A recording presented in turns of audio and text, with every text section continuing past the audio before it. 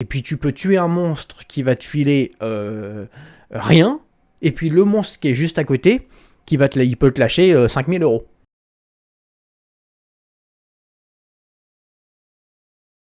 Bonjour à tous, j'espère que tout le monde va bien, j'espère que tout le monde passe un bon dimanche à manger ses chocs à pic. La vidéo sur les cartes gradées n'est pas encore finie, elle est en cours d'écriture. Donc aujourd'hui, pour ce dimanche relax, je te propose de te raconter la fois où j'ai gagné le plus d'argent dans ma vie en un temps record. Pour le contexte, on est aux alentours des années 2010. Donc j'ai 22-23 ans à l'époque et ça va pas se passer sur Pokémon, ça va se passer sur un jeu vidéo qui s'appelle Entropia Universe. Il est très probable que tu connaisses pas en détail ce jeu vidéo mais que tu en aies déjà entendu parler dans des articles qui citent Entropia Universe comme étant le record du monde de la personne qui a acheté un objet virtuel le plus cher à plusieurs centaines de milliers de dollars. Qu'est-ce que Entropia Universe? C'est un jeu vidéo, c'est un MMORPG, Massive Multiplayer Online Roleplay Game. Et donc, comme tous les MMORPG, tu incarnes un personnage qui démarre avec des compétences niveau 1.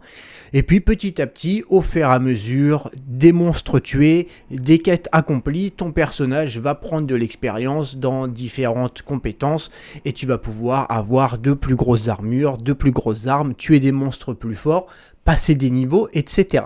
Dans la majorité des MMO, tu vas retrouver également un hôtel des ventes sur lesquels tu vas pouvoir acheter des objets à des joueurs. Voilà, Entropia Universe, ça marche, le concept, on va dire, de base, ça marche comme un Dofus, ça marche comme un World of Warcraft, comme Ion, etc. Sauf que ce jeu, il a plusieurs particularités. La première, qui est la plus grosse, c'est qu'il est à économie réelle. Ça veut dire que bien avant les NFT, bien avant la blockchain, puisque Entropia Universe est sorti en 2003, eh bien, l'argent dans le jeu a une valeur en dollars. Donc l'argent, on reprend, hein, l'argent, la monnaie dans le jeu, sur World of Warcraft, tu as par exemple des pièces d'or, sur Dofus, tu vas avoir des kamas, et ben sur Entropia, tu vas avoir une monnaie qui s'appelle le PED, P-E-D. Et 10 PED, eh ben ça vaut 1 dollar. Et donc ton compte sur Entropia fonctionne comme un compte de poker, je dirais. C'est-à-dire que tu peux mettre de l'argent, mettons tu mets 100 euros, tu vas sur une table de poker, tu gagnes 50 euros, tu as envie de retirer tes 150 euros, et ben tu peux les retirer. Ben sur Entropia c'est pareil, si tu mets 100 dollars, tu vas avoir sur ton compte, ton perso, il va avoir 1000 PED de crédité. On va arriver à comment j'ai gagné autant d'argent sur ce jeu, mais il faut que je t'en parle d'abord, que tu comprennes un minimum le jeu. On va pas rentrer dans les détails, mais le deuxième aspect du jeu qui est très important, c'est qu'il fait plus ou moins office de casino en ligne. Les monstres, quand tu les tues, bah, tu vas les looter et tu récupères des trucs. Et puis tu peux tuer un monstre qui va te filer rien, et puis le monstre qui est juste à côté, il peut te lâcher 5000 euros.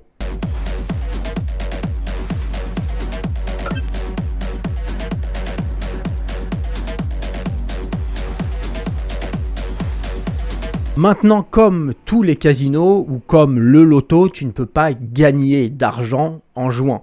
Alors oui, si tu fais un run où tu utilises 50 dollars, tu vas pouvoir tomber sur un monstre qui va te rembourser 3 fois ton run. Mais si tu joues sur le long terme, tu ne peux pas gagner d'argent. Et à peu près, les serveurs de Mindark, donc Mindark, c'est la société qui détient Entropia Universe, reversent à peu près 90% des mises, un peu comme sur une machine à sous. Voilà, en moyenne, ça veut dire qu'en moyenne, sur toute une année, si tu mets 100 000 euros, et ben, tu vas récupérer en loot à peu près 90 000. Donc, dans ces conditions, en jouant, tu ne peux pas gagner d'argent. Là, on va rentrer maintenant dans l'anecdote pure de ce qui m'est arrivé. Enfin, de ce qui m'est arrivé et de ce que j'ai provoqué aussi, un petit peu quand même. Hein. J'y suis pas pour rien du tout. Il s'avère que dans le jeu, tu peux également acheter des biens plus ou moins importants. Donc comme je t'ai dit, tu peux acheter des armes que tu peux revendre plus tard, mais tu peux également acheter des véhicules, des avions, des hélicoptères, tu peux acheter des appartements et tu peux acheter, c'est le plus gros investissement que tu peux faire dans Entropia Universe, tu peux acheter des terrains. Et c'est là où ça devient fort, c'est que une fois que tu es propriétaire d'un terrain, tous les gens qui chassent sur ton terrain, tu vas leur prendre une petite taxe. En moyenne, c'est entre 3 à 4%. Pas sur l'argent qu'ils ont dépensé, mais sur l'argent qu'ils récupèrent sur les monstres. Alors on va pas rentrer dans le détail de pourquoi est-ce qu'ils iraient chasser sur ton terrain alors que tu leur prends des taxes. Il y a des raisons à ça, parce qu'en fait une fois que tu as ton terrain, tu peux choisir de mettre un type de monstre particulier, et puis voilà, si t'es pas trop bête, que tu mets une bonne densité des monstres qui sont recherchés pour faire telle ou telle quête, bah c'est plus pratique d'arriver sur un terrain où il y a uniquement ces monstres là et de les tuer à la chaîne, que d'aller sur des terrains classiques qui appartiennent à la société du jeu, mais où il y a un petit peu tous les monstres et où une fois sur deux tu vas tuer un mauvais monstre que tu es obligé de tuer parce qu'il t'aggro. Bon là on commence à rentrer un peu trop dans les détails. À force de jouer à ce jeu sans mettre d'argent, hein, moi je me débrouillais toujours avec, voilà, en récupérant des trucs à droite à gauche, en les revendant, me faisant un petit peu de sous pour jouer. J'ai jamais mis d'argent juste pour acheter des munitions ou machin. Mais en voyant ça, je me dis quand même, moi j'y croyais beaucoup à ce jeu-là. Je me dis j'aimerais bien acheter un terrain. Et à un moment donné, je pars dans ce truc-là, je me dis il faut que je m'achète un terrain. Sauf qu'il y a plusieurs problèmes. Le premier, c'est que le terrain, il faut l'acheter à quelqu'un, parce que tous les terrains sont vendus depuis bien longtemps. Et puis deuxièmement, j'ai 22-23 ans, donc j'ai pas énormément d'argent. Voilà, un terrain sur Entropia, à cette époque, se vend entre 15 000 et après ça peut monter jusqu'à 50-60 000 euros, voilà, grosso modo. La seule réserve d'argent que j'ai à l'époque, c'est un PEL. Donc depuis mes 17-18 ans, vu que j'ai commencé à travailler très tôt, je mettais de l'argent tous les mois sur ce PEL. Voilà, j'avais la chance de pouvoir être hébergé chez papa et maman, donc pas de loyer. Forcément, hop, j'ai coffré un maximum.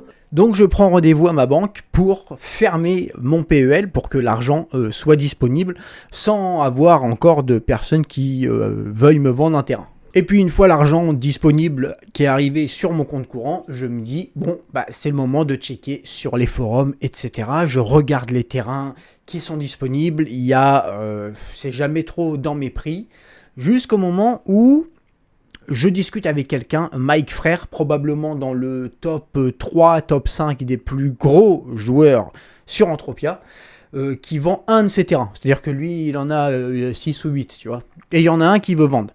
Alors le terrain, il le vend pas cher, 160 000 PED, donc ça fait 16 000 dollars.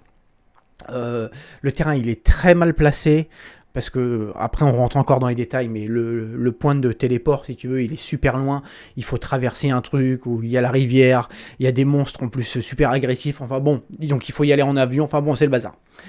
Mais c'est pour ça qu'il le vend que 16 000 dollars.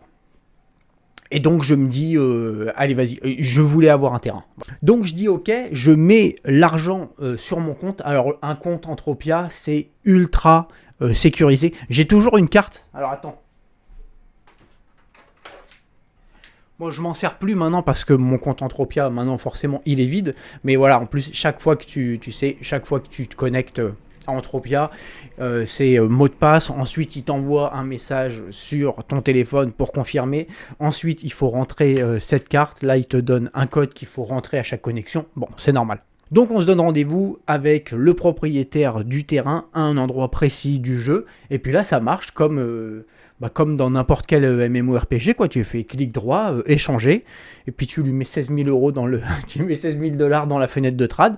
Lui il met son titre de propriété et on échange. Bon, faut pas se rater sur ce genre de trad. Pour te dire le truc, en fait, quand j'envoie l'argent de mon compte bancaire sur mon compte Entropia, 16 000 dollars ça passe pas. Je peux mettre 15 000 et quelques, je crois. Je m'étais foiré, et puis en fait, avec la conversion, j'ai pas assez. Il me manque, je crois, il me manquait 800 dollars, quelque chose comme ça.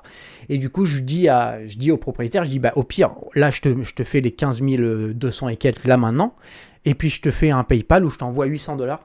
Et le mec me dit, moi, j'ai pas confiance en PayPal, je fais que mes transactions sur l'interface de Entropia Universe. Bon bref, j'arrive à me démerder avec une personne de ma guilde qui m'avance 800 dollars, je lui explique le truc, pas de souci. Je suis enfin propriétaire de mon terrain. Une fois que je récupère le titre de propriété, je vais sur le dôme du terrain pour l'activer, pour dire que maintenant c'est moi qui suis propriétaire. Donc les revenus du terrain générés arrivent sur mon compte. Et puis je suis sorti fumer une cigarette. Parce que là, c'est vrai que ça reste du virtuel. Hein. Mais bon, les 16 000, ils étaient sur mon compte à la base. Hein. Voilà, je suis très content. Et puis, petit à petit, le but, du coup, moi maintenant, en tant que propriétaire de terrain, ce qu'on appelle le landowner sur le jeu, c'est de faire venir des gens. Donc, je fais passer... Il y a une radio qui s'appelle Atlas Even. C'était il y a très longtemps, hein, je ne sais pas si ça existe toujours.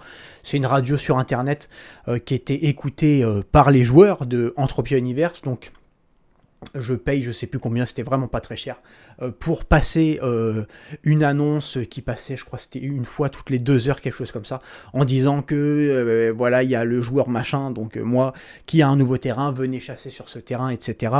J'essaie d'organiser des événements, des chasses, des choses comme ça, de façon à ce que les gens, que ce soit la communauté FR sur le jeu, puisque j'étais, je crois, à cette époque le seul Français à avoir un terrain, viennent sur le terrain, supportent le truc, tu vois. Et ça se passe très bien, et puis moi je vois ça comme un investissement, c'est-à-dire que je suis même dans le truc de me dire, si jamais ça se passe bien, que je récupère de l'argent, pourquoi pas m'endetter dans la vie réelle pour un futur achat, pour une deuxième land. Voilà, je le voyais comme une logique d'investisseur, tu vois. L'argent que je récupère chaque jour entre le moment où j'ai acheté le terrain et un mois après a fait à peu près x3, x4.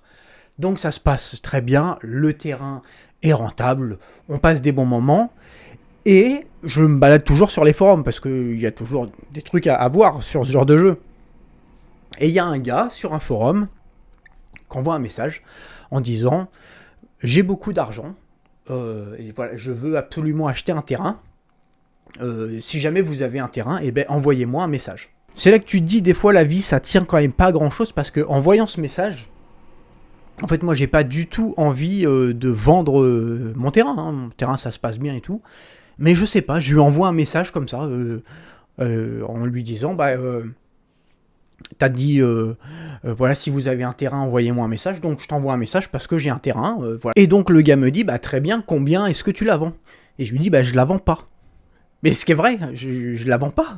J'ai pas envie de la vendre en fait. Mais je lui dis, je sais pas, tout a un prix. Et il me dit, bon, moi je te la rachète 15 000. Et en plus, moi là, je suis en position de force de fou. Parce que j'ai pas envie de la vendre en fait. Je suis pas pressé. Mais voilà, je m'étais dit en fait, si genre le mec me. C'est pour ça que j'ai envoyé un message. Parce que je me suis dit, même si je veux pas m'en séparer, si genre le mec me fait une offre que je peux pas refuser, ce serait dommage de passer à côté de ça. Alors 15 000 c'est moins cher que le prix que je lui ai acheté, que je l'ai acheté moi, donc je lui dis non laisse tomber, tu es en train de me proposer moins cher que ce que je l'ai payé, c'est pas possible. Et à chaque fois il me renvoie un message en me disant alors je te la rachète 16 000, 17 000, et puis je lui dis non mais vraiment on est vraiment pas du tout dans les prix dans lesquels je veux, je ne serait-ce que réfléchi à peut-être pouvoir la vendre, donc laisse tomber. Et toutes les 2 heures, le mec m'envoie un message. Et à chaque fois, le montant grimpe de 1000, 1500 euros. À chaque fois, tout seul. Je suis en train de rien dire et ça monte gentiment. Jusqu'au moment où, grosso modo, à l'espace de 24 heures, on arrive à 26 000 $. 260 000 PED. Alors là, c'est assez compliqué pour moi parce que vraiment, c'est aussi la première fois que j'ai un terrain sur Entropia, peut-être la seule. Donc il y a aussi un côté un peu affectif dans le truc, tu sais. C'est la première fois que, tu vois, voilà, c'est comme la première fois que tu complètes un classeur Pokémon ou quelque chose. Il y a en plus de la valeur quelconque et tout, il y a ce que j'ai dû faire avant, fermer mon compte, mon PEL et tout. Voilà, il y a d'autres choses qui rentrent en ligne de compte. Maintenant, je me suis fait la réflexion aussi de me dire... Là, je peux gagner 10 000 $, là, maintenant. Combien de temps est-ce que ça va me prendre pour gagner 10 000 $ en prenant 3-4% sur chaque monstre? Il va y en avoir pour plusieurs années. La personne me propose quasiment 30-40% de plus du prix que j'ai payé, et pas que j'ai payé il y a 2 ou 3 ans, que j'ai payé il y a 1 mois. Et c'est comme ça que j'ai accepté, et je pense que ce gars-là avait vraiment beaucoup d'argent parce que en fait il n'avait pas encore les 260 000 sur son compte, donc je pense que il a eu comme moi le souci de bah tu sais, quand tu fais un virement trop important ça passe pas, et du coup il m'a dit non mais c'est sûr que je te la prends, donc ce que je fais c'est que je te donne 100, il me donne 100 000 maintenant et il me paye 160 000 plus tard, et donc pendant quelques jours j'avais ces 100 000, c'est 100 000 PED, hein, donc c'est 10 000 dollars qu'il m'avait filé. Il m'avait filé 10 000 dollars d'acompte. Et j'avais également la lande. J'avais les deux. Il m'a envoyé, on a ouvert une fenêtre de trad. Il a mis 100 000 PED dedans, 10 000 dollars. Moi, j'ai mis rien. Et il a accepté. Il m'a dit comme ça, voilà, tu me le gardes de côté. Ça va, le mec est tombé sur moi. Donc, quelques jours après, je lui ai donné la lande et il m'a donné l'argent restant. Mais confiant quand même le garçon. Voilà, c'est comme ça que j'ai gagné 10 000 dollars sur un jeu vidéo en l'espace de un mois. Bien que pour cette vidéo, on se soit totalement éloigné du sujet de Pokémon, j'espère que l'anecdote t'aura intéressé. C'est une petite tranche de vie, voilà, que je te donne en ce dimanche. Et puis, je te retrouve dès la semaine prochaine où on repart cette fois-ci sur du Pokémon. Merci d'avoir regardé la vidéo et à très bientôt pour une nouvelle vidéo. Allez, bye!